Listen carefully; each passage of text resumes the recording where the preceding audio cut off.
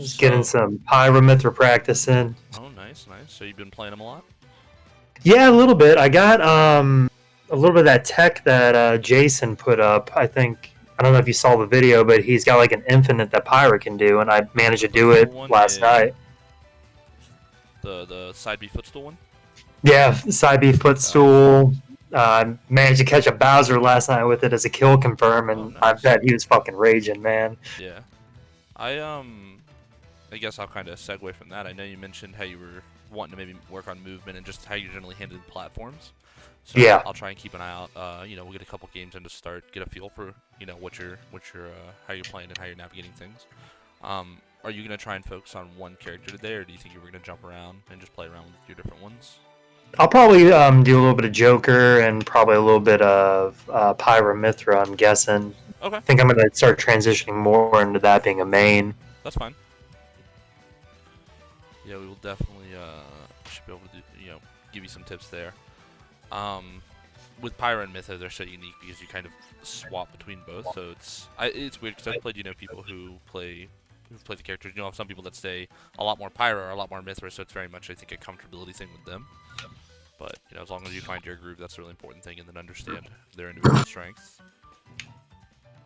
Yeah, I notice my usual issue is always killing. So Mithra doesn't really kill very early, I've Yeah, noticed. yeah. She is not a killer unless you're making some really crazy plays. So that's why bringing up Pyra, I think around like 70 to 80. It almost feels kind of how a Pokemon trainer will use Charizard and stuff at certain percents, and then kind of switch from there. But when you end up going them some, I'll try and point out what I'm talking about with it.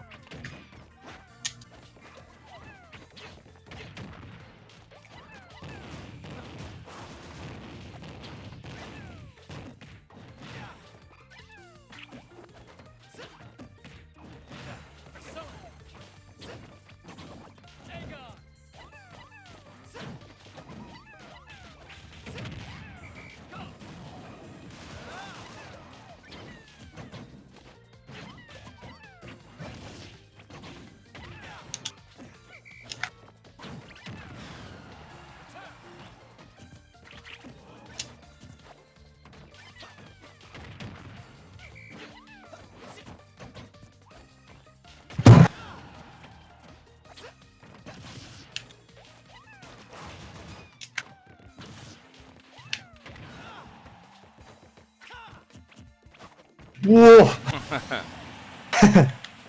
Miss input of that up B, and I was like, I'm going to get smacked. Yeah, yeah. I was like, oh, yeah, that probably wasn't intended.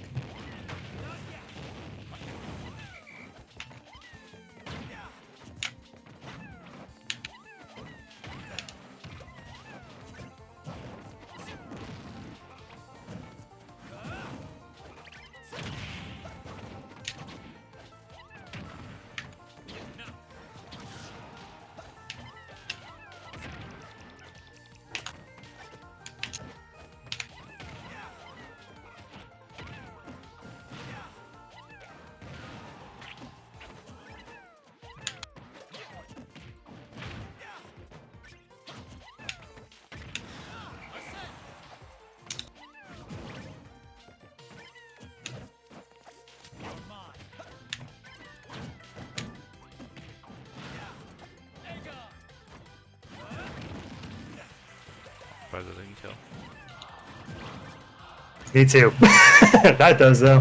That definitely does.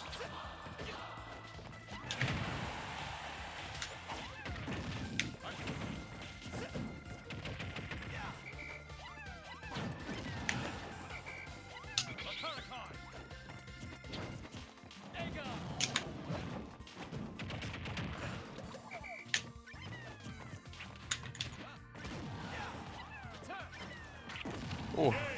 Okay, caught you on the way up. Yep.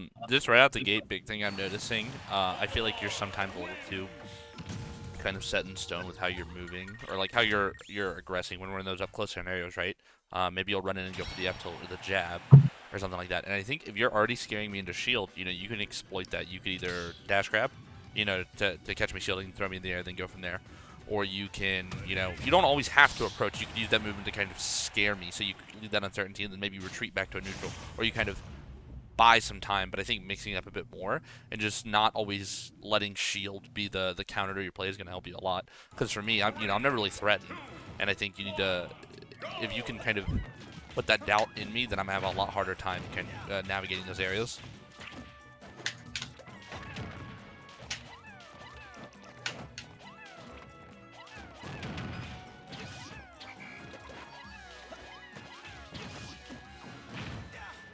That grab is ridiculously long. Yes.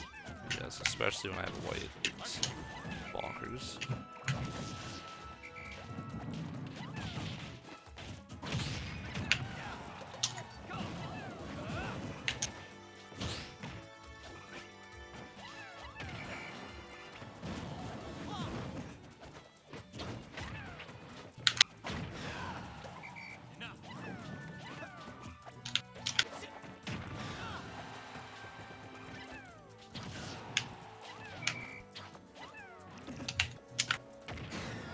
Like right there, like we go into the thing, I know your first option is to go jump, you don't have Legend Invincibility, pre-punish for me. So I'm trying to think like kind of one step ahead on how our current situation is gonna influence you.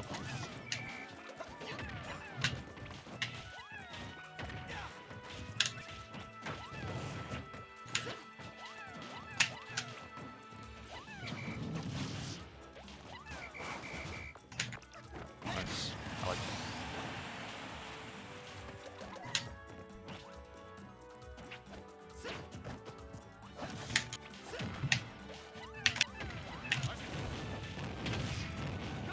I think part of it's also I kind of watch those Pikmin a lot.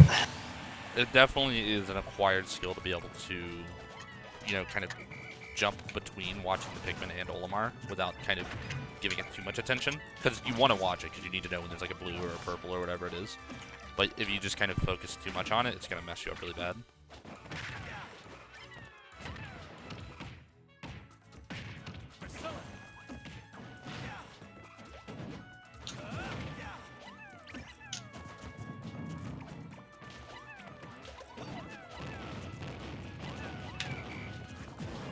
Nope, that was a misinput.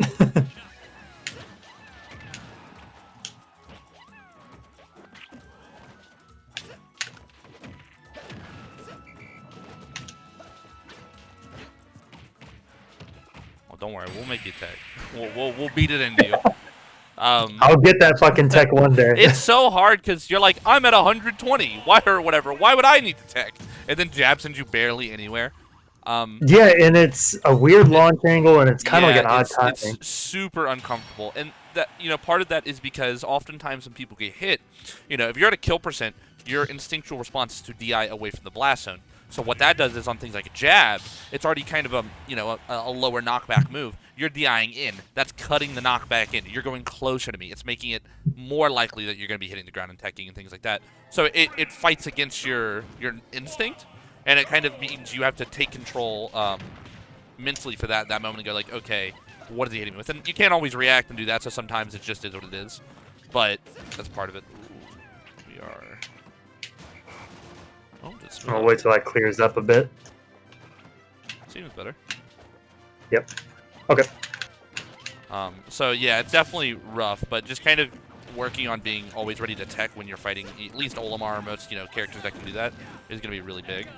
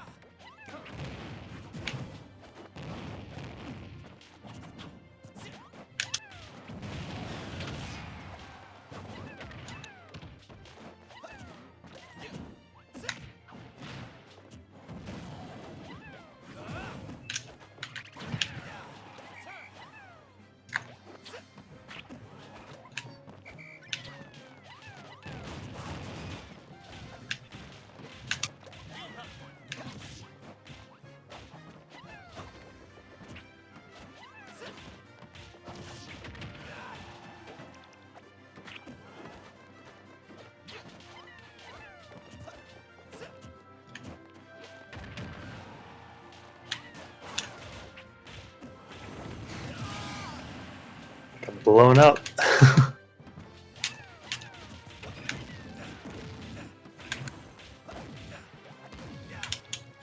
Baited that one out. Yeah. Can you make it? Yeah. Damn, that is way out there. It was definitely cutting it close to the Pikmin I had, but no purple, man. I was definitely going to make that.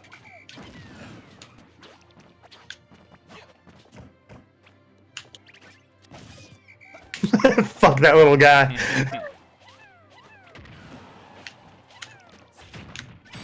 So some big things, you know. I think that that up air that I did to bait out your, or like even the up B at you, sorry, the up B, you kind of bait out that counter and then get you is what I'm talking about. Where like I'm using the presence to do a lot of the heavy lifting there when I know, you know, it's not a true combo, and I recognize that you've got some, you know, pushback of your own, and and I read the counter there. I was like, okay, you're gonna want to counter this. I've already hit you 2 up airs. You're not gonna want to take any more of those, so you're probably gonna pick something. And even if you air dodge, it was gonna be a pretty similar principle.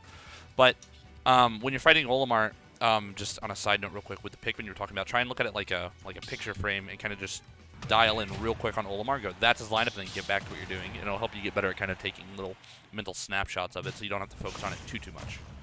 Right, and it's the same pattern every single time, isn't it? Yeah, it always goes red, yellow, blue, white, purple. I mean, obviously that's the pluck pattern, like, but that'll change a lot depending, you know, how the game goes, how I organize my Pikmin and stuff like that.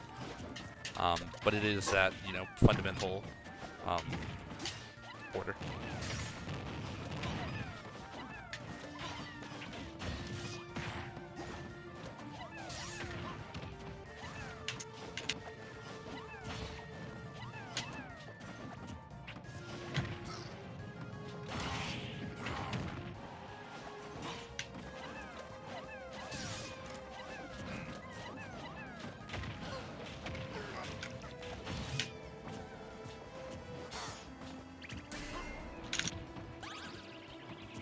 I was like, Is that a natural shield break, or did I have some stun on it? No, that was a double purple down smash, charged somewhat, and you had full shield, so it's instant break if it's fresh.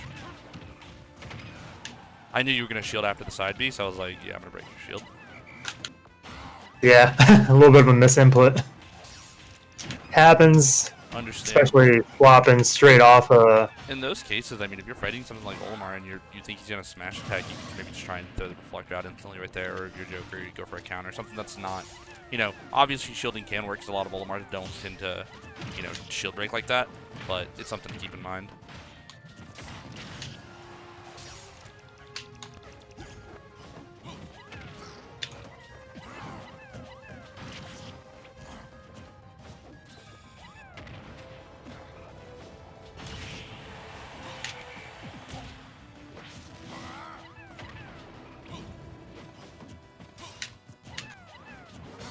Oh, I thought you were going to hit the ledge.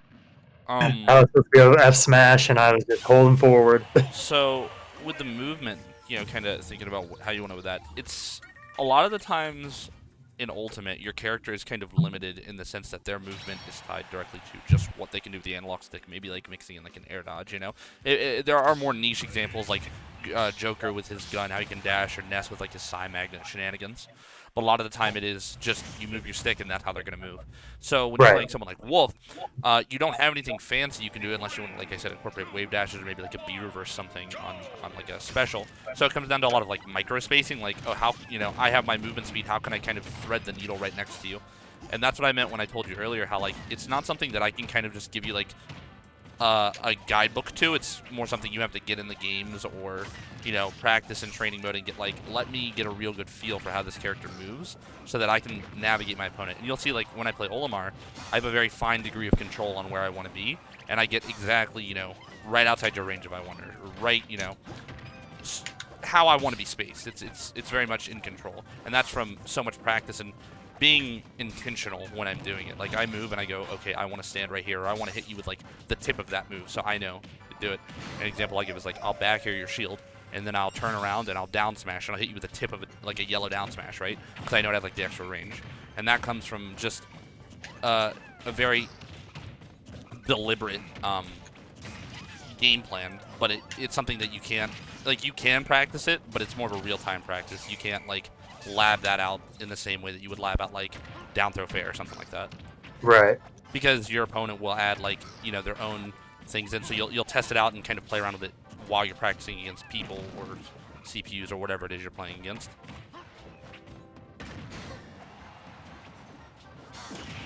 Nice. I guess that just comes with playing a lot of wolves. Yeah, I mean it. Yeah, you get good at punishing certain things.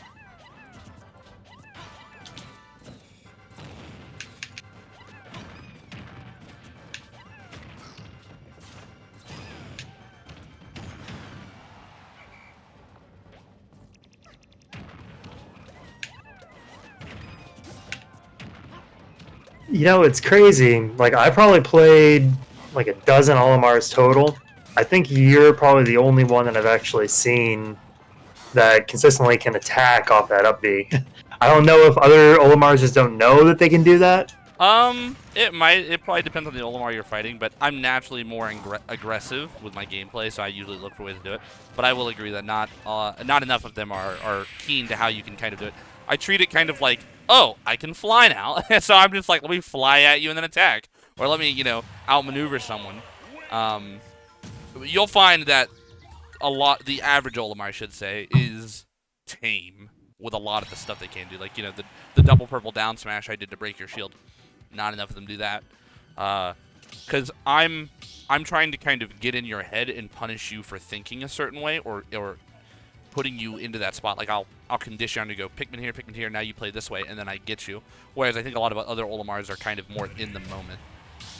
Yeah. And that's obviously good, because if you're more resilient to that, when I practice with someone like Tweak, he's very resilient to that type of influence. He still falls for it, but he knows when to jump, when shielding's good, where my pressure's gonna like peter out.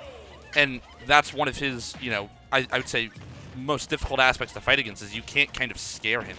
And he knows exactly what he wants. And that also comes from, a long history of playing the game and working very hard at it. So in your case, obviously you're not, some new guy on the block, but you might need more deliberate, like, I have to, see what happens when he hits my shield, or I need to kind of wait and react to what he's doing instead of trying to be the initiator if you're finding that that's not kind of getting in on some of your opponents.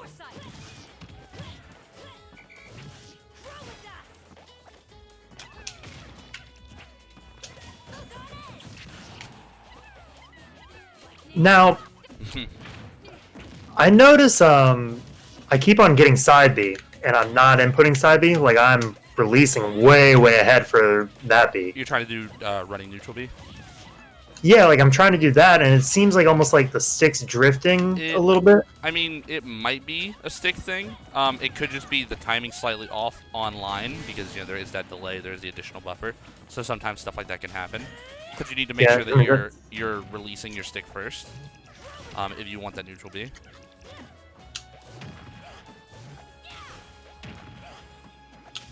Oh, too low. Save me! So there, you stayed just Mythra. I think Mythra does pretty well in this matchup in terms of navigating Olimar. Like, Pyra can do it, because Pyra also has the advantage of having that side B, which is a great kind of get away from the option when they're in that weird mid-range. Yeah. I do think, like you said, the side Bs were not intentional, so obviously pulling back on that, but maybe utilizing more of just your raw movement with some of your tilts, some of your aerials, not relying off those specials, because while they're good, and they can be, hard to punish in some cases, you have a lot of other tools, down tilt, forward tilt, frustrating to deal with on shield as Olimar, with a lot of characters, and you can combo off it, start an aerial combo, and go from there. So I think playing around with the normals more and being confident in your abilities is going to go a long way for you. Disconnect. Can you hear me? Yeah, you're back. Yeah, I'm something back. just happened. I think it was my internet just having a hiccup. Can you hear me or no? Yeah. Can you hear me? Yeah. I can. You're back. I think it cut out for a moment here. I'll rehost the room. My internet's been a little wonky lately again, so it's being weird. But the room should still be up if you want to. Coming back. But yeah. Yeah, I don't know. Sometimes a little wonky little connection kind of thing. Yeah. No, it's alright. Stuff happens. No. Not like we can't get back into it. I was doing so well! After this next game, I'm gonna try swapping off Olimar, just give someone a little bit more tame, maybe like Lucine or something. I want to see how you're navigating that for the more traditional type of character. Yeah. Hey, Lilat. There we go. Random Lucine or something else.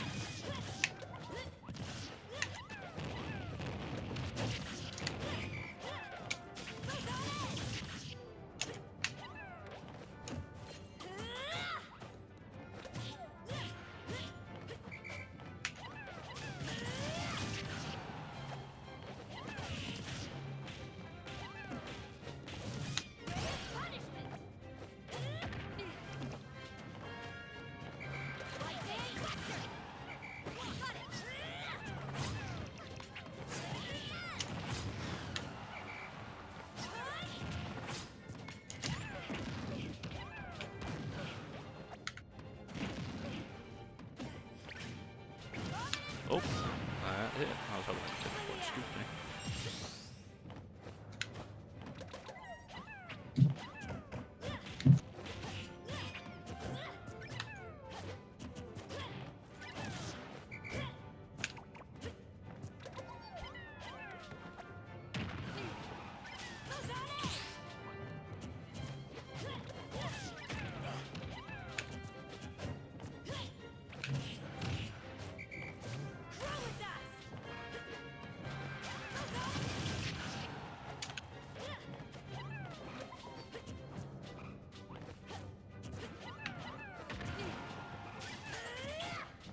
Oh, sour spot.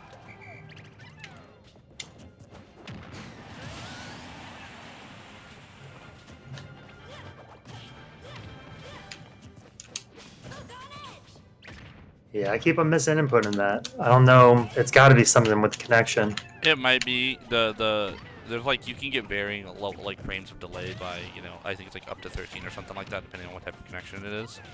It shouldn't be too bad because they're both local, but if it's different than what you might have been practicing on before or playing on recently, it might be messing it up.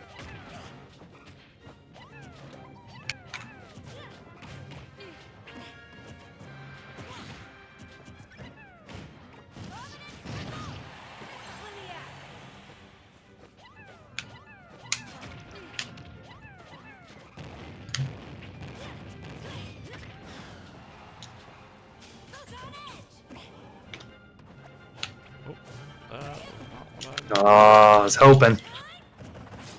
I knew you were going to come off stage. Oh my god, I got scooped again. Oh, that's so good. Scooping you.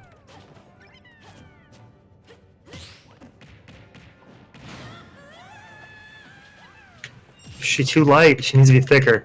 No, you got Pyro for that. You can't have speed and weight. Yes, I can. Haven't you ever seen LeBron? I don't know if she's got the same genetics as him. He's built different.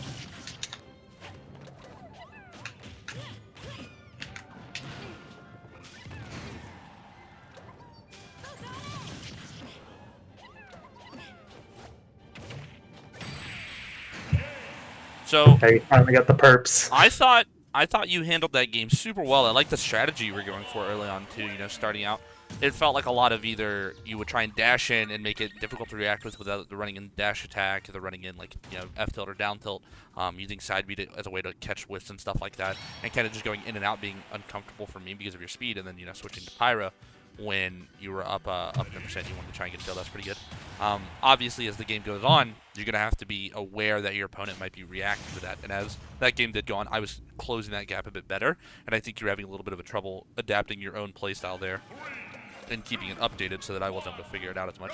So, this next game, maybe try and go for a little bit of a different strategy if you feel like I'm starting to get a read on you. And just experiment, that's really what you want to do, even if you means like playing Pyra at like a lower percent, if you think that might help you get in more or something like that. I missed the full hop going up to that platform. Oh, I know that feeling. Have you seen that Zero to Death yet? Yes. I say to myself, thank God for slant stages! I never thought I'd say that.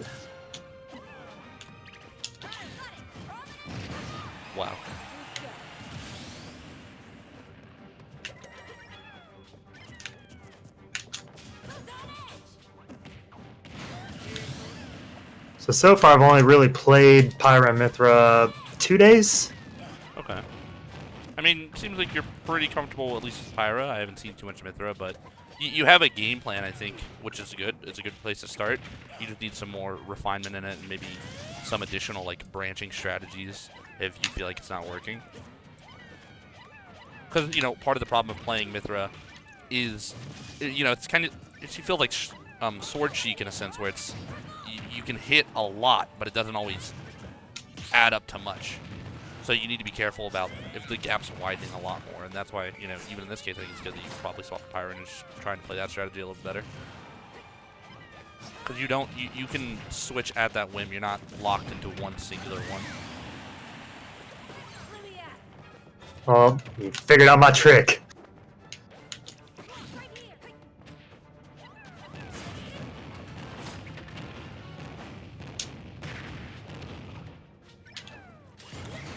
Wow.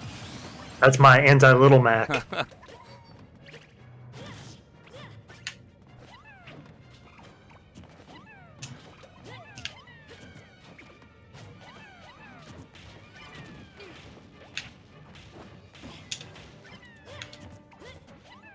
Yeah, she feels a lot like Sheik, and that's who I originally started playing the game as. Yeah.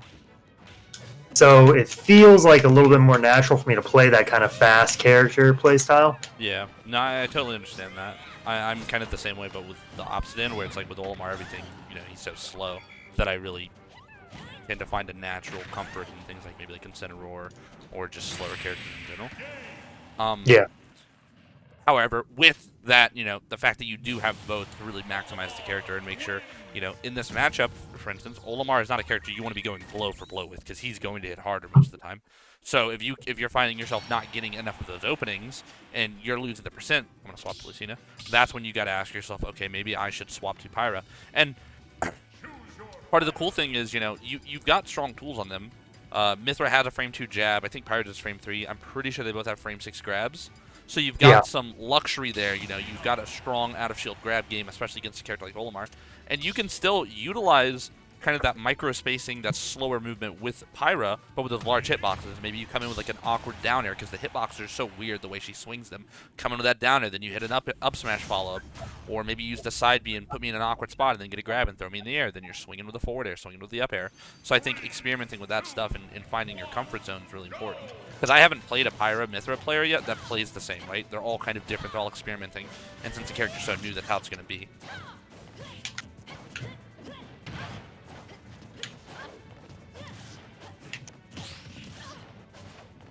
I don't know why random loves Lilac so much. Yeah, it's a bit weird we've got Lilac 4 times in a row. Maybe is your stage set to it? Maybe mine's on random. Mine's on random, and it's just tourney stages. Yeah, same. We can pick like an actual stage after this. I don't wanna leave it up to this game.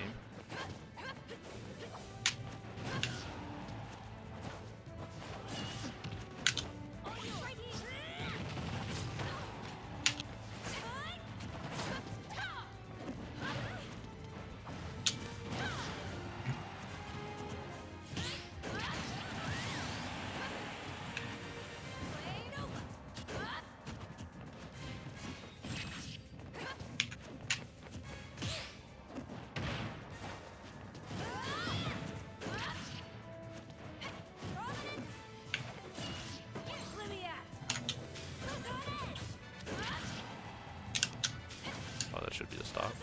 Yep. Oh, okay. I also messed that one up. Fair trade.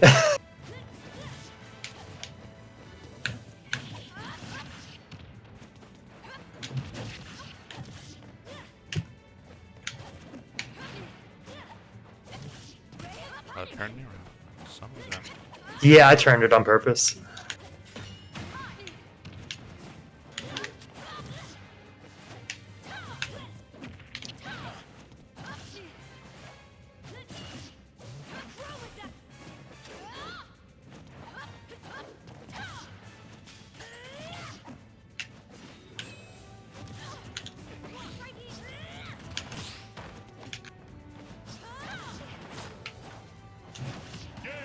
Alright, let's try an actual stage. I do think you tend to.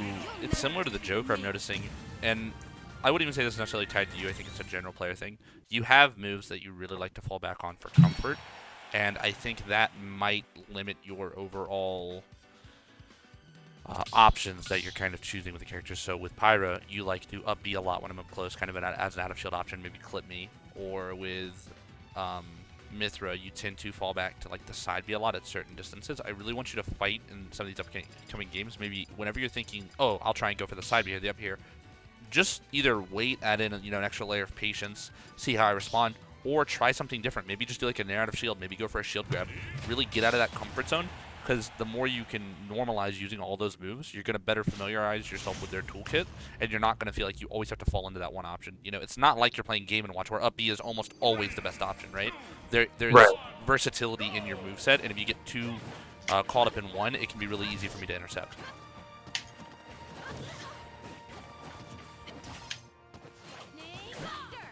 And part of that is I keep on doing that, and it's giving me side B. Yeah. Well, it's even with like the Joker, how I pointed out how you like the F tilt, run up an F tilt, and kind of kept people up with that.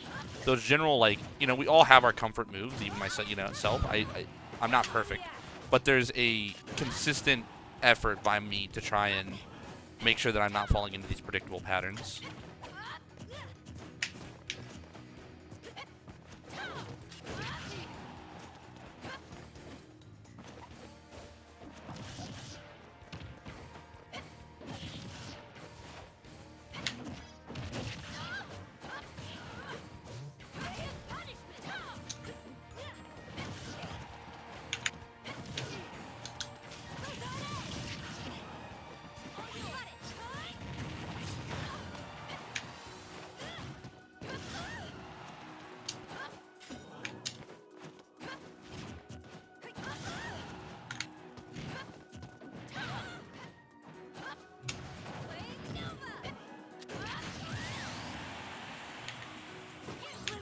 Like that.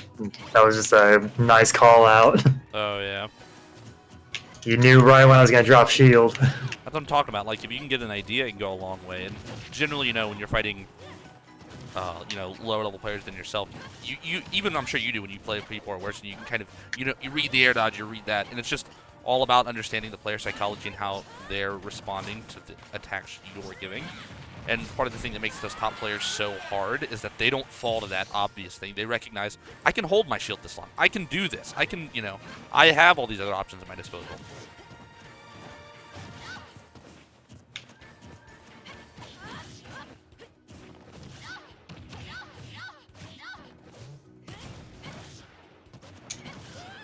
I need to stop turning that around every time.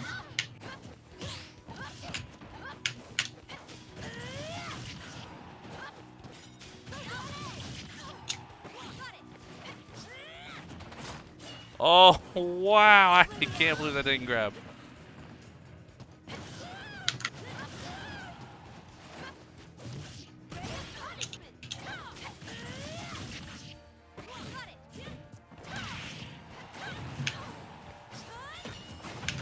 Good to know. I've never actually countered that move. Yeah, the multi-hit. It's the same as I forget. Is it Bowser Jr.? Oh, with the clown car, or the other one. Yeah, I know what you're talking about. Or not the clown car, the one thing. I mean, he's not the only one. It was just one I could think of right off the top of my head. Yeah, yeah. It's that weird, like, you can't just shield at once.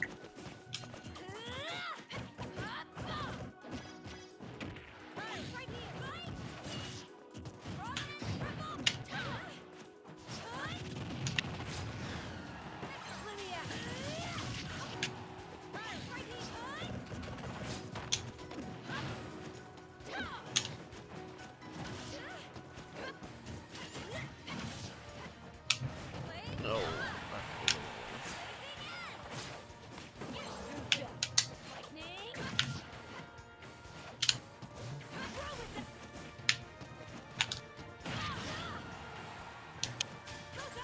No! Stay away!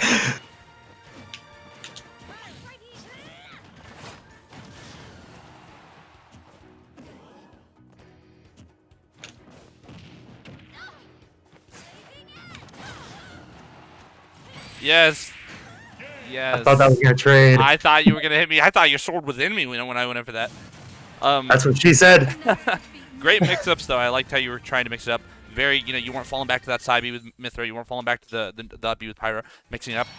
And that's kind of just the start. We're pointing out more things. I think having a bit more of a seamless transition between the two. Sometimes you'll knock me up in the air as Mythra, and you won't necessarily go for anything, or maybe you'll try and go for something really risky like the up B follow-up, where maybe if you do a quick swap to Pyra, try and catch me with an up air there. It's a lot beefier. It hits a lot harder. Doesn't work, then you go back to Mythra. Kind of more of that in-the-moment swapping could help you get a bit more out of it. But I like the initial experimentation I'm seeing, not falling back to those comfort moves. Yeah, I ended up playing a Byleth right before I got into this, and he was not good at all. But I just kept trying different things to see what worked with whatever he was throwing out. Yeah. But he was kind of throwing out the same option over and over again. Yeah, and it's hard when you're fighting people who are like, they're not really giving you the mix-ups you need to test your own self, so you kind of just rinse and repeat your winning option, right? But, yeah, thankfully that's what stuff like this is for, where I'll keep you guessing.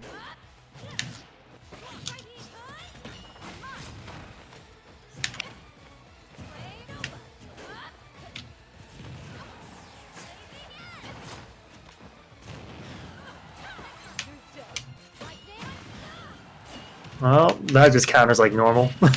Yep. I actually haven't played any Lucina or Marths. Really? Okay. Oh. So I'm trying to learn in the matchup. How are you still alive? Get out of here! It's my top player privilege.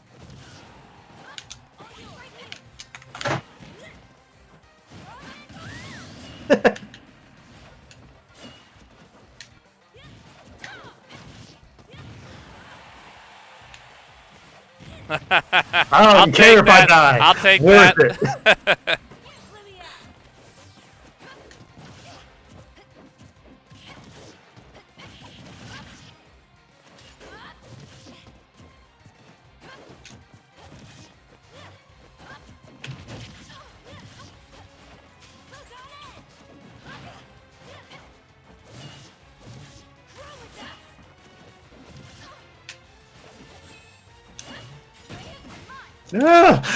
I tried. I think that's a thing. I saw that sword go right through you.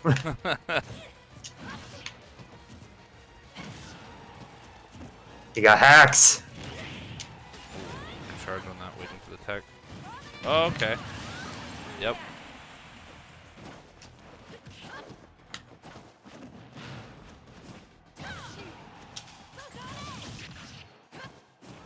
Yeah, I figured I was too far out.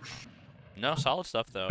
I think if I swap in midair, it kind of stalls the momentum, yeah. movement a bit.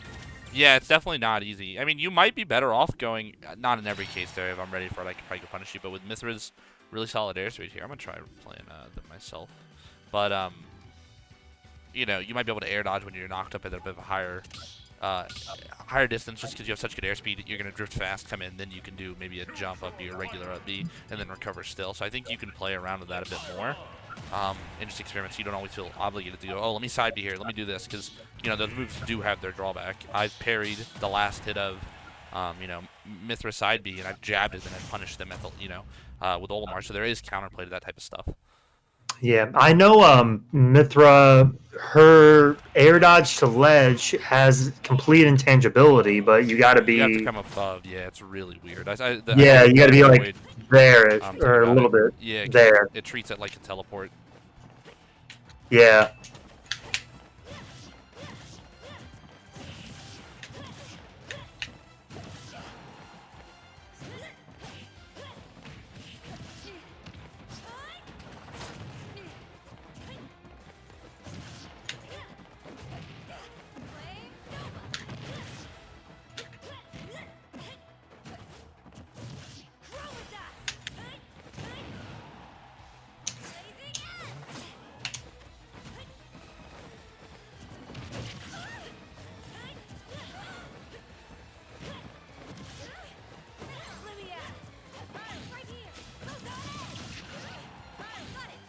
Oh no.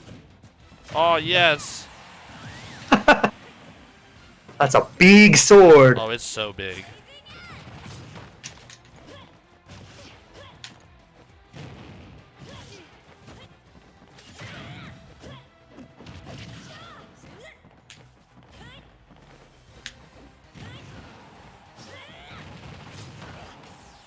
Oh, no, I took my jump. No. Oh my gosh, I can't believe I did that.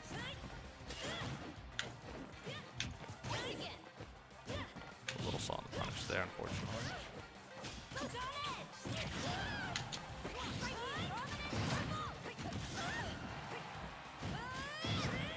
I don't know how I went to the platform. Oh, I missed you.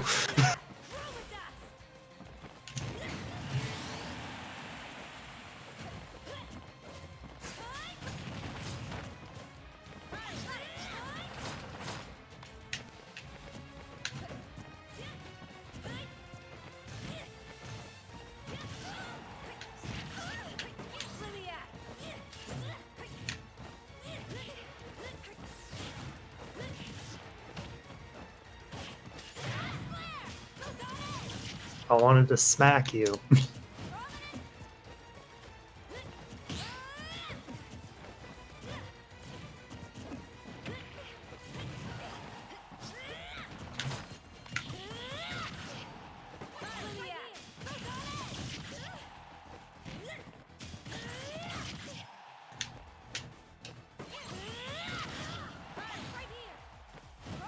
Oh, nice.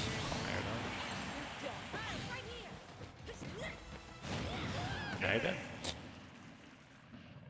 That kills so early. Yeah, oh yeah, I mean, she is, man, it's like Bowser with a sword. It's how it feels sometimes, the harder hits are. So, what I'm hoping to accomplish, with us playing this is I'm by no means, a Pyramithra player or like an expert, but just maybe showing you some of the different ways that I'm thinking about it. I tend to gravitate more towards Pyra because it feels closer to like Olimar. I was talking about that slowness, right? How it just feels Right. good to move, and that's why I really like that because they also hit hard. But using that side B to catch things, using movement to bait stuff out, throwing out those lingering hitboxes when I know you're going to be there, there's a lot of different ways to go about it, and I think that you can get a lot of benefit out of thinking more proactively than reactionary.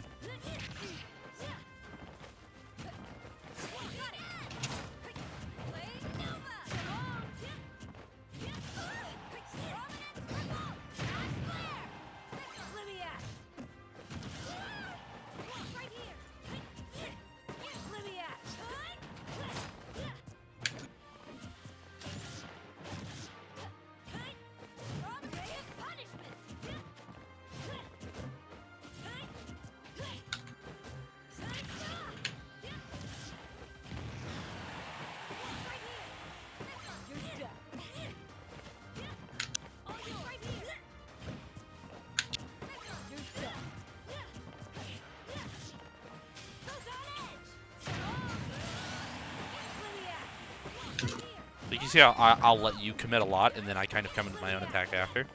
Yeah. That's the type of gameplay, that's one of the strategies you can implement if you feel like you've got to read on your opponent, especially if they're losing. People are more likely to commit if they're losing. So you can just try and play more reactionary in some cases. It's a bit harder on Wi-Fi, but it can, it doesn't mean you necessarily play defensive or don't attack. It's just maybe you're letting yourself kind of commit second, which in this game can be very strong.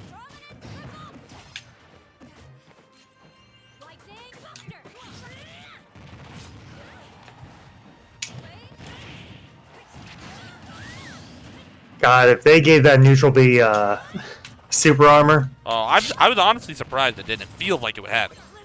Yeah, every time I hit it, I feel like I should have it because it doesn't seem like it. Yeah, It doesn't seem safe, but at the same time, it's real safe.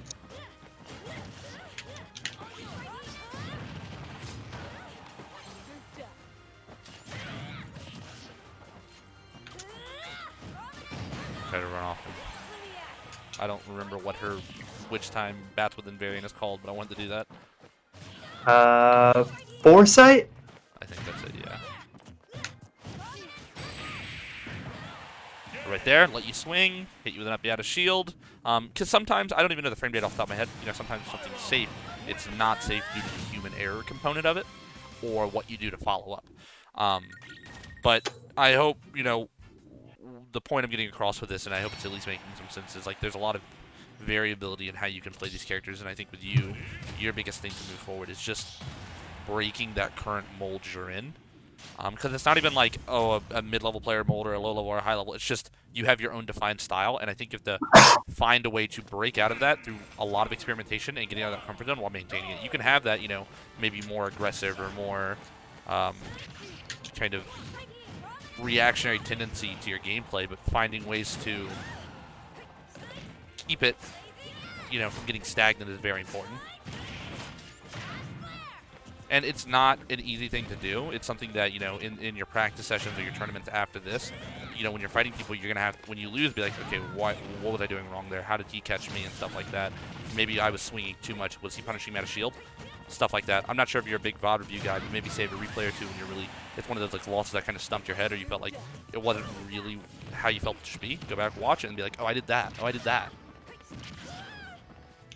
Like I keep on landing on you. Yeah, I have that problem too, so I feel that.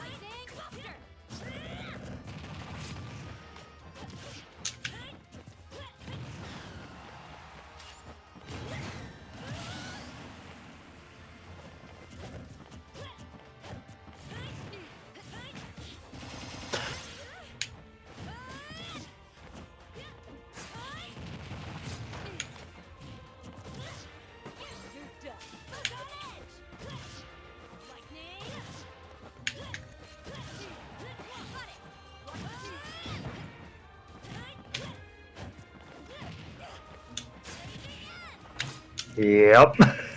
So, like, there we got in that scuffle, and you tried to catch me, but I held shield for just a little bit longer. I kind of, there's almost like an unspoken timing when you play someone where you're like, they're going to roll now, right? Like, I've waited the set amount of time that someone should wait, and then they're going to roll. And I waited, and then I managed to get a punish on you, and then I caught you, with a bit of a reversal there. And that's what I mean when I say you got to just, it's those slight adjustments to break the mold. It's not that your game plan is necessarily wrong, but it's that I'm the one who's, I as the player compared to you, have better foresight, and I can go, okay, I think I know when you're going to swing now. I think I know when you're going to do this. So I'll add the extra bit of delay I need to let you kind of peter out your own pressure.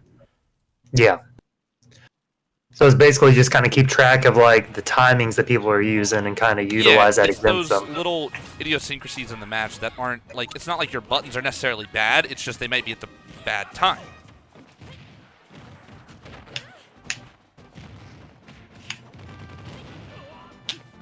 I've been curious how this matchup is.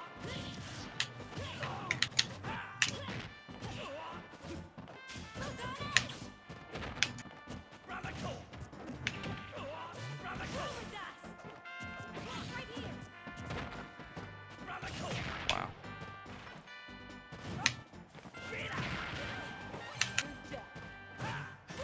Let's go. No!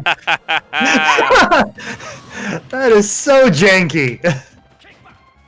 I'm the newer DLC, I get the cheesier shit.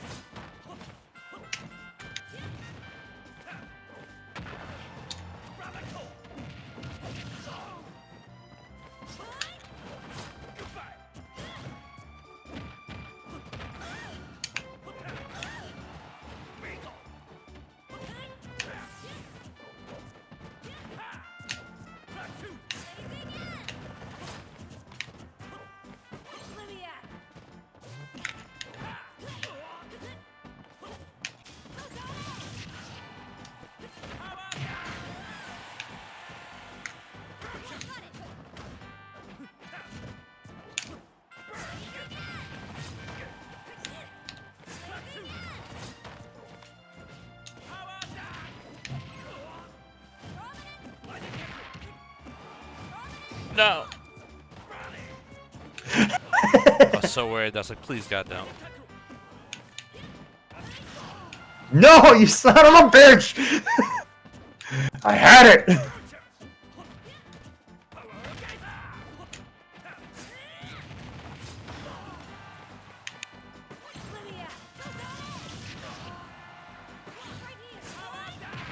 That'll get me, that'll get me. Down smash. Ooh, he knows the DI!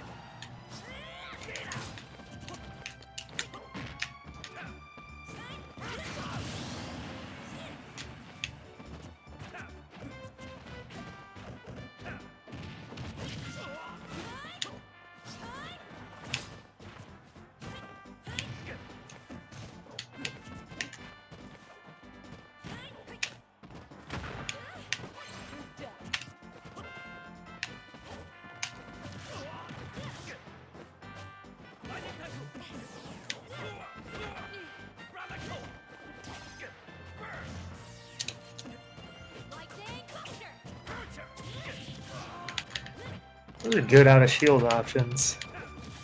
Yeah, they honestly, characters have some pretty gnarly frame data. For having a sword, especially.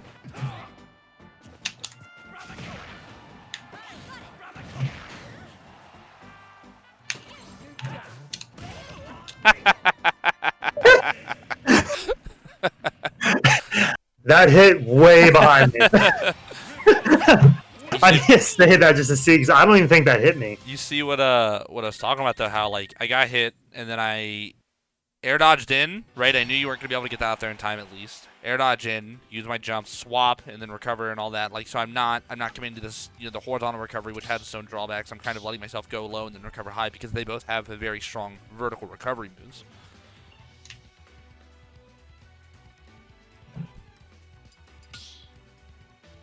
Swap stage, try some Smash Ball, but I'll swap characters again. Oh, that's not the stage I wanted. But no, I think you're definitely just thinking back to the last session we had. I felt like you've definitely shown improvement, and you're even now after like one or two, me calling it out, you're trying to implement that mix-up, that improvement on your end, so you're not getting stuck in those static game plans. That's really important for you, and like I was saying, when you're going in those sessions later, you're practicing or playing a tournament, it's up to you to kind of keep yourself guessing there. And then I don't know how much you watch other, top Smash players, other players of your characters, but kind of stealing that tech in a sense and going, oh, this is how they do that mix-up can go a long way. But not just going, oh, he, back airs is here and then air dodges. It's like, oh, understanding it and going, he's doing it because of this. Because if you understand it, then you can kind of reverse engineer it, and if you have to, put your own spin on it.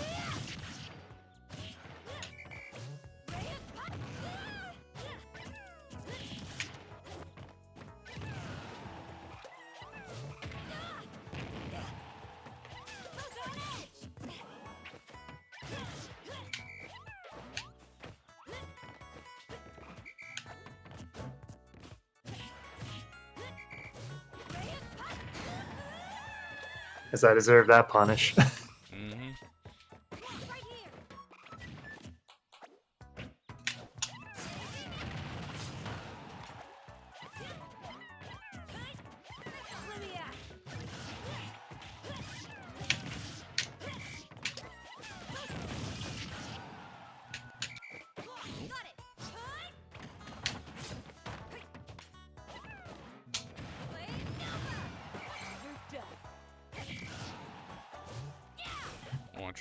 Tried to save you.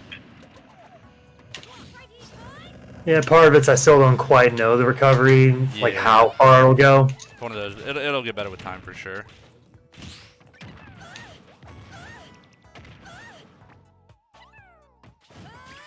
Alright, I haven't done that in a while. I deserved it.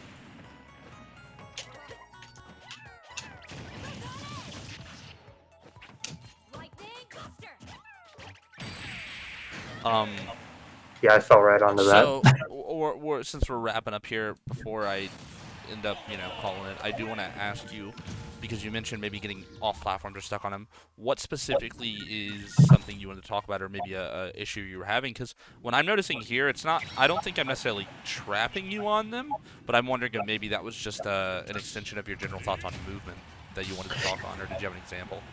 Yeah, like I think like you're not trapping me on there because I purposely go up onto the platforms a lot. But I think I kind of get stuck on them sometimes, and I'm not sure. Like you're having trouble getting off of them, per se?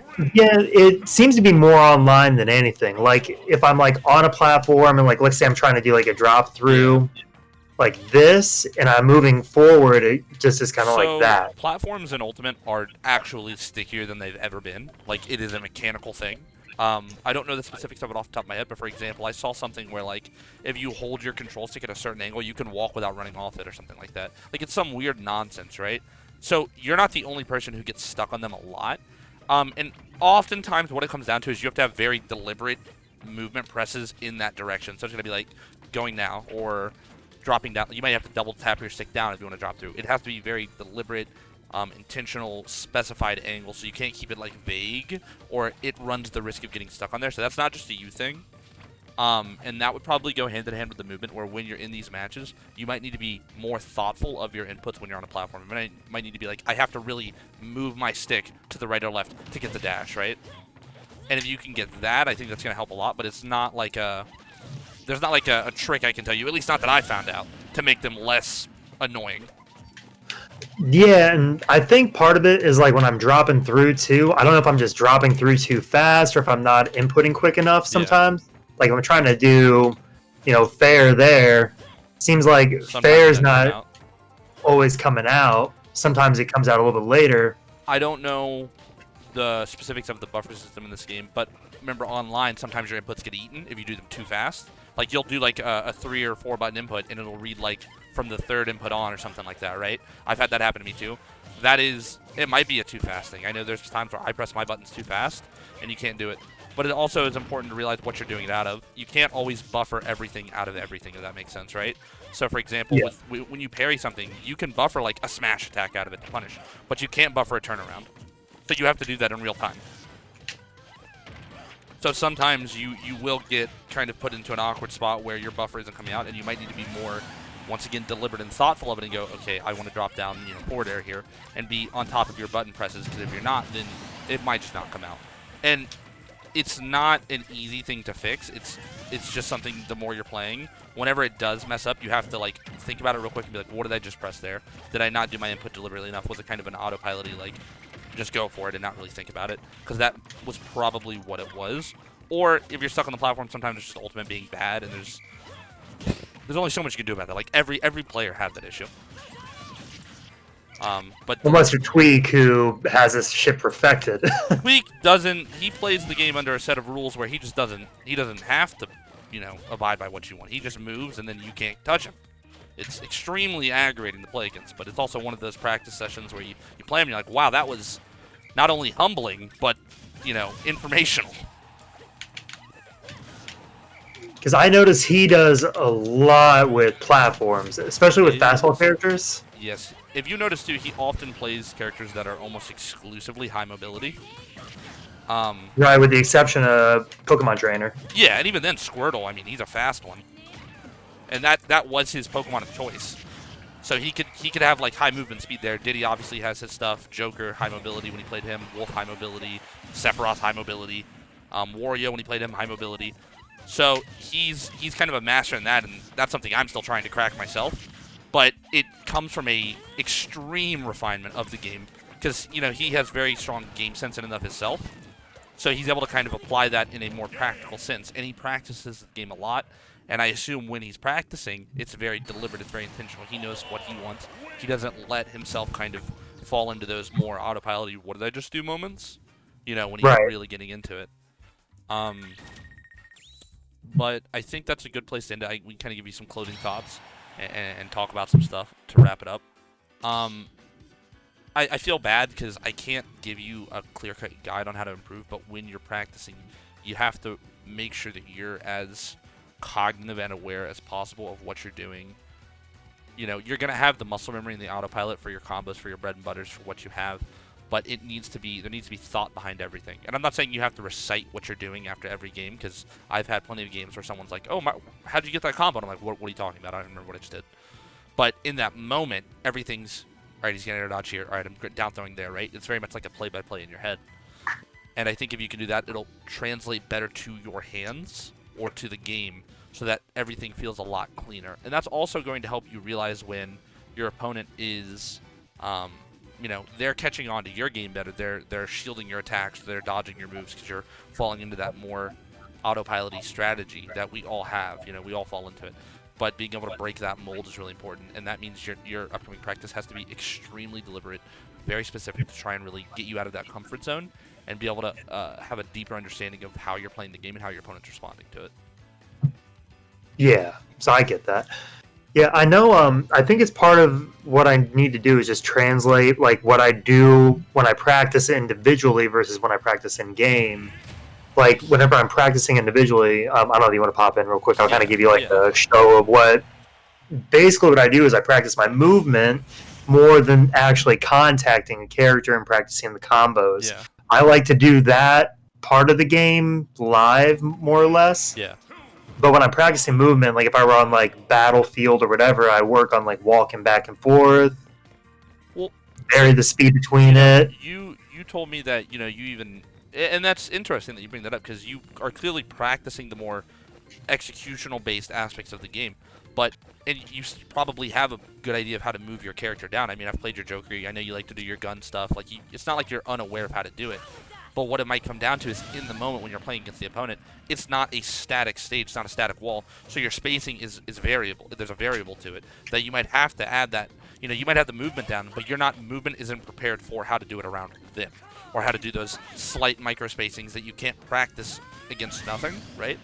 And that's what like when I gave that down smash example earlier with Olimar, that's where you kind of fill in the human element. So when you're practicing, you take the stuff that you do in training mode or that movement or that tech skill, and then you go, how do I bend it to fit the character I'm fighting, to fit the opponent, so that you're able to go, all right, I space this move here, now I pay attention to where I am relative to them, and then the more you play characters, the more you have a better understanding of like what you do. So let me show you something with Olimar. So like if I if I back air you there, like I'm right here, right? So I'm right in your face. So even though my move's safe, you know, that opens up options. But shield, if I back air like here, that's a world of difference, right? Like you're not shield grabbing that. And then I can take it even a step further, you know, shield, I back air, space down smash. That is an understanding of the micro spacing. Because I'm able to go, okay, if I do like a regular back air, here, let me get close to you. Just try to shield grab this back air. I tried to down, it doesn't work. It's those little things where you go, oh, I clipped him with the tip of my attack, and now I understand how this changes the dynamic. When you're up close, it's different, and that's part of that deliberate understanding of your actions that you're gonna find. So the more you're playing, you're going, all right, I'm gonna air dodge here. All right, I'm gonna down tilt him here. It's this spacing, so then I can, you know, read his jump and hit him with that, or I can down tilt grab, or I can do something like that.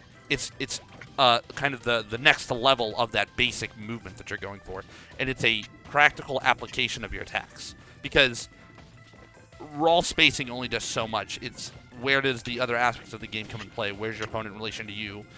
What move are you hitting them with? What's this, you know, things like that. And then how are they going to respond to it? Like if I know you're just gonna hold shield or something, I can back air you and I can do like this. And then I can like run and dash grab if I want or something like that. There's a lot of variation you can do to it. So for you, I think it's got to be like, get in there, practice with your stuff, you know. Obviously mix up your options, get out of the comfort zone with your attacks so you're not always, you know, falling to the Joker F tilt or the Mithra up B or whatever it is. Or the Pyra up B. But also when you try to SD, you still win. when you land those hits, you need to understand how the game state is when you're hitting them, because there's a lot of different ways you can land the same attack. And that will affect how your opponent can respond. And not only like how they can respond, like what their available options are as a form of counterplay, but also how they will respond. Because many times an opponent won't always distinguish that microspacing, right? Because it's hard to do it in the moment. So when I back air you, you might think it's one of those unsafe up close ones in shield grab, my attempted punish, and then I'm already landing with a spaced back air and I'm buffering that down smash. It's coming, right? It's those little things where, since you're in control of your character, you can apply it and you can make those harder to distinguish plays and keep your opponent off kilter. Okay. Yeah, I think I got it. I think this has actually been a pretty good session. This has actually accomplished a lot of what I was trying to figure out, more or less about really how to operate. It's not easy, and it sucks because a lot of this stuff is more... it's like it's more meta topics as opposed to like do this. But so you already have a pretty clear understanding of what I'm saying, and you have a direction to go in. So it's something that you build on over time, as opposed to being handed the sheet of instructions. Right. Yeah, I know. I always laugh, like especially on like Twitch and stuff like that, because even I get asked it now, and it's like, how do you get better? It's like, it's such a just play better. Like I don't really know how to answer that either. It's practicing deliberately. It's playing the game a lot, but in a smart way. If you grind out 8 hours of quick play every day and you're just mindlessly doing it, yeah, you'll probably improve, but not in an efficient way, as opposed to maybe 2 hours of deliberate, practice against someone who's strong and really questioning after every loss, after every win, understanding the game better. Sometimes less is more. Yeah, and I think part of that, it's like playing guitar, for example. Like I played guitar for 32 years. Yeah. And the only way to really get better is practice. And sure, you can go out and play whatever song and you can learn those songs, but you still lose kind of the fundamentals. And I think that's if you don't have like an intentional direction for what you're doing, you're just mindlessly playing. No, I totally agree with that. It's you have to play with purpose. Right. You will, I think, maintain almost that like ride a bike type thing where you don't always forget everything, but the finer details you have to refine, and especially if you want to improve, because it's not static. Maybe even like guitar, where it's like you are improving against yourself. Your past. In a fighting game, it's I have to improve, but I also have to deal with that guy's improvement, or what he's doing. So it can feel doubly as difficult to crack the code in some cases. But it does show with time, and everyone learns at different rates, and that's an important thing to keep in mind too. Like you might learn a little bit slower in some ways, and that's okay. You can't force yourself to be like, why can't I solve this almost mathematical like equation that's so absurd? That's just part of the game. It's a consistent effort usually breeds results, and then sometimes you might just struggle in certain aspects, and that's who you are as a player. I definitely have those aspects. I know other people do. Everyone has weaknesses, but if you have a weakness or something you struggle with, you go and you try and increase that, but you also increase your strengths to help support it. It's there's supplemental aspects to your gameplay. They all feed into each other. Yeah, exactly. And I think you actually touched on something that I always think of. Shit, I totally forgot. I lost my train of thought. You're good. But yeah, I'm looking forward to seeing the growth. As always, if you have a question or something, or if you're interested in another lesson, you know where to find me. And I think you're on the right path to keep doing it. It's just going to take some time, and then getting it kind of all worked out and piece by piece, and you'll gradually get there. Yeah, and I think these little sessions, they definitely help, because it kind of gives me a little bit more insight. Because I remember like my first coaching session with you, like I did okay, but like I was way in over my head. I knew that like the very first game, I had never played anybody that's at least in skill level of like a top 50 player or anything like that. I'm putting the top 50, by the way. It's jarring, because you play the game and you're like, all right, I'm pretty good. You recognize that you're not the best. You've heard of or seen pros, and then you can't imagine kind of the difference in how people navigate it. It's almost like night and day where you play someone, because I've had the same effect where I'll play people who, maybe not in Smash, but other things. I'm like, geez, you are just out of this world good at what you're doing, and I'm trying like 100%, and you're destroying me with what feels like a fraction of that. But that's good, because that means that upper limit it's increased essentially. The ceiling is now so much higher for you to just fill it in with information and techniques. So it's good that you're able to recognize it like that, because I've had people that have done it and they get discouraged, and I'm like, why are you? You should want your coach to be this good.